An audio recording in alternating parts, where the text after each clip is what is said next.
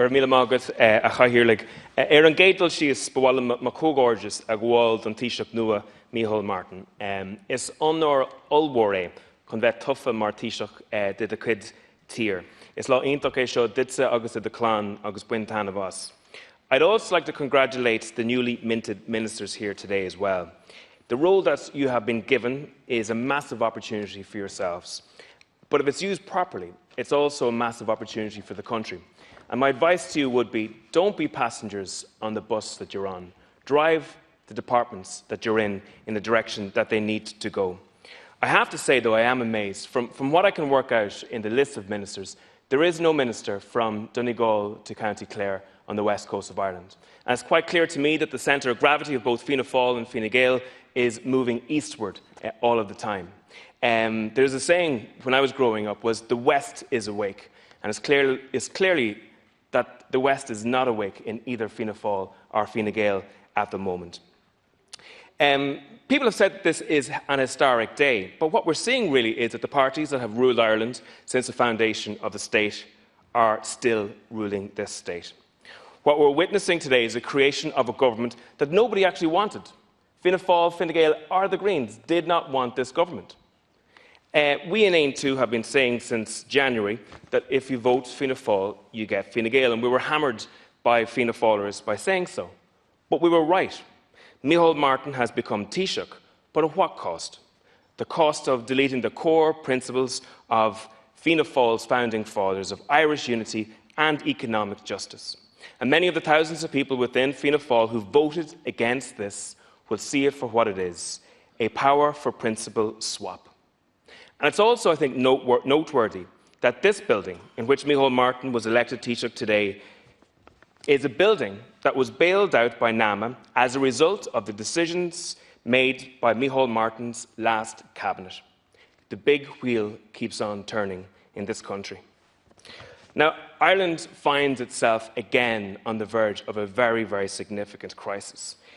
We have a programme for a government that is completely oblivious to the economic tidal wave that is currently hitting this country.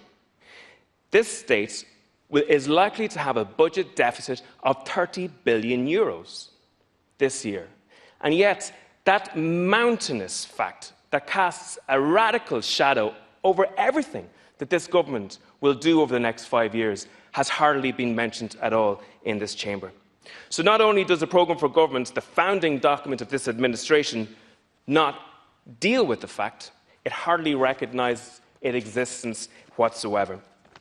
So when we in Éireann too sat down with Fianna Fáil and Fine Gael to test if they were really about change in this proposed government, it became blindingly clear to us that only vague generalities around finance would be discussed.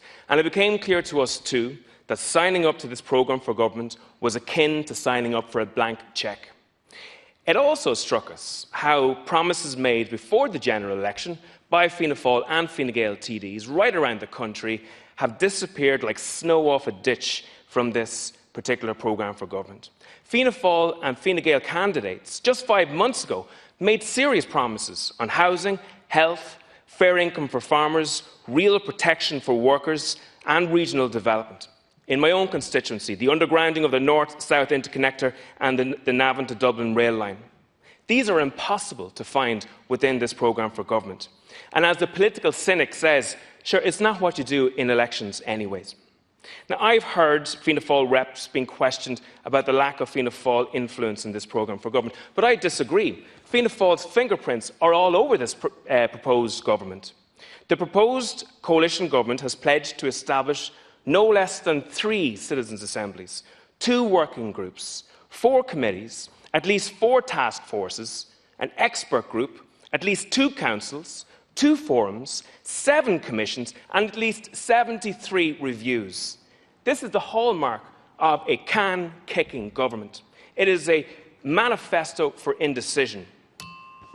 We, the people of Ireland, are better than this. The will, the skills and the passion of the people of Ireland are better than this. The best of this nation has burned most brightly in the most difficult times from the United Irishmen right up to 1916. If we could remove the largest empire the world has ever seen from this country 100 years ago, we, this generation, can build a prosperous, united, fair Ireland based on liberty, equality and fraternity. But it's clear to me that this won't be done on a political class built on career, politics and personal ambition.